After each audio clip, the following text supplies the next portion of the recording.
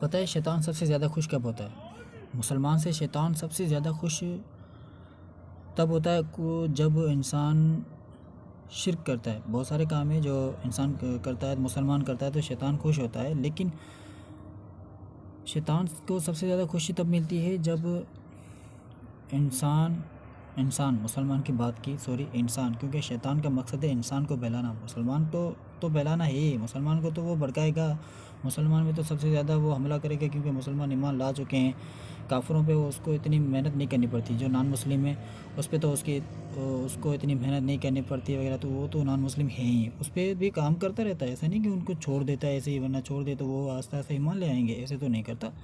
لیکن وہ سب سے زیادہ ان کا فوکس ہے مسلمان، ایمان والے، وہ جو ایمان کے قریب آ رہے ہیں اور جو وہ ایمان لا چکے ہیں۔ شیطان کا سب سے زیادہ ان پہ پہرا ہوتا ہے کہ مسلمان کو کسی بھی طرح سے مسلمان کو ایسا بنایا جائے کہ وہ اللہ کی عبادت نہ کرے، کسی اور کی عبادت کرے، کیونکہ شیطان چاہتا ہی ہے کہ انسان اللہ کی عبادت نہ کرے، کیونکہ شیطان اللہ کو چیلنج دے کے آیا تھا نا، جب اللہ نے کہا تھا بھائی آپ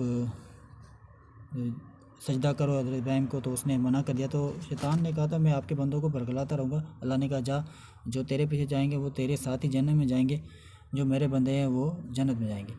تو شیطان سب سے زیادہ خوش تب ہوتا ہے جب کوئی مسلمان، کوئی انسان گناہ کرتا ہے، گناہ کرنے کے بعد وہ انسان کہتا ہے اب تو میں بہت بڑا گنہگار ہو گیا ہوں، اب اللہ مجھے کبھی معافی نہیں کرے گا۔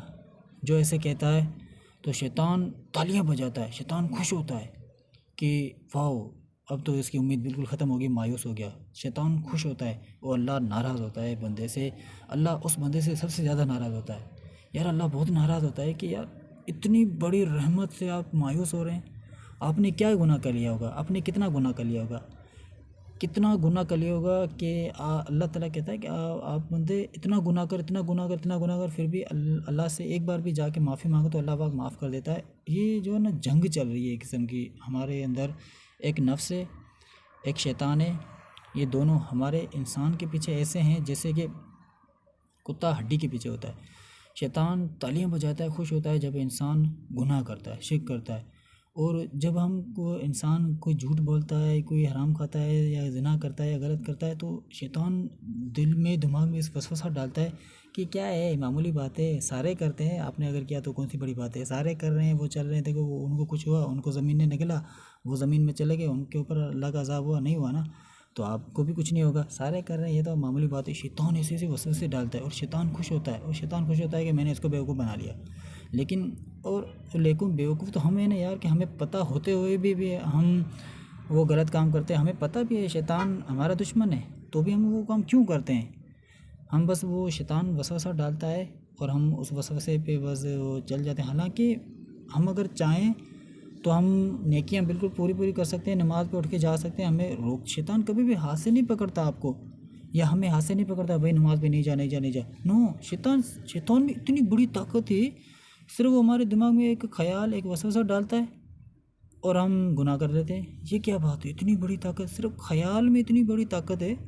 شیطان صرف ایک وسوسہ ڈالتا ہے اور ہم گناہ پہ آ جاتے ہیں، صرف ایک وسوسہ۔ حالانکہ ہمیں نہ ہاتھ سے پکڑتا ہے، نہ ہمارے پاؤں میں رسی ڈالتا ہے، نہ زنجیریں ڈالتا ہے کہ ہم رک جائیں، ہم جانا چاہے وہ ہمیں روکے، ایسے بھی نہیں ہے، بالکل نہیں ہے۔ ایسی کیا طاقت ہے انسان کے دماغ میں یا خیالات میں؟ صرف خیال آتا ہے اور ہم سارا سورا ہمارا، ہم زنا پہ آ جاتے ہیں، گناہ پہ، حرام پہ، سارا انسان وہ آ جاتا ہے۔ اس سے کیا منع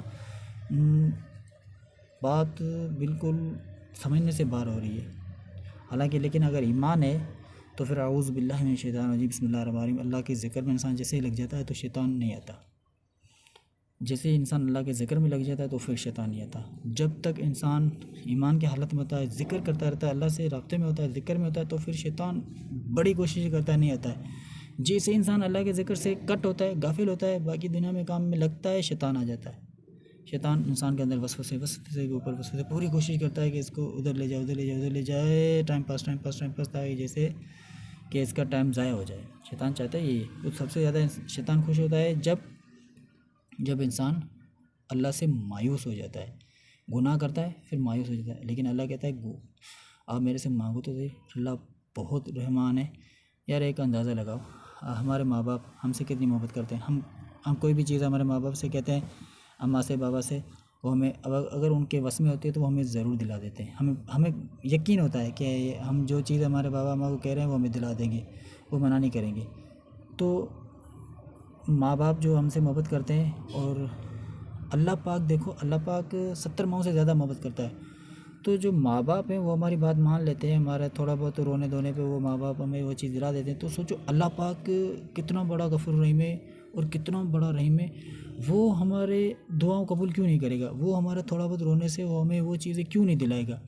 جو چیز ہم چاہتے ہیں وہ تو ضرور دلائے گا، وہ تو غفور رحیم ہے. لیکن ہمیں وہ چیزیں حکمت میں ڈال دیتا ہے، ہمیں دکھائی نہیں دیتی، اس لیے ہم کہتے ہیں ہماری دعائیں قبول نہیں ہوتی. لیکن ہوتی ہیں، لیکن زیادہ تر بڑی بڑی دعائیں ہماری جو ہے نا وہ چلی جاتی ہیں، اس میں آخرت میں چلی جاتی ہیں. اللہ پاک چاہتا ہے اس کو زیادہ فائدہ ہو آخرت کے لیے، لیکن ہماری وہ بولتی بند ہے، ہمارا دماغ بند ہے. ہم جب مر جائیں گے تو آخرت میں ہم جو ہمیں وہ تحفات وغیرہ ملے گی، جو ہم دعاؤں کو فائدہ دیکھیں گے، تو پھر ہماری آنکھ کھلے گی. پھر ہم یہ ادھر کہیں گے کاش میری دعا دنیا میں ایک بھی قبول نہ ہوتی تو اچھا تھا یار. یہ کتنا بڑا فائدہ ہے دعا مانگنے کا تھا یار. میں تو بہت کم دعائیں مانگی، اور کاش یہ جو دعائیں قبول ہو گئیں وہ بھی نہ ہوتی، وہ مجھے آخرت میں فائدہ ملتا، وہ زیادہ اچھا تھا. تو دنیا میں جو بھی ہم دعا مانگتے ہیں، دعا ہر قبول ہوتی ہے، ایسا نہیں کوئی بھی دعا قبول نہیں ہوتی. دعا ساری قبول ہوتی ہیں لیکن حکمت میں چلی جاتی ہیں.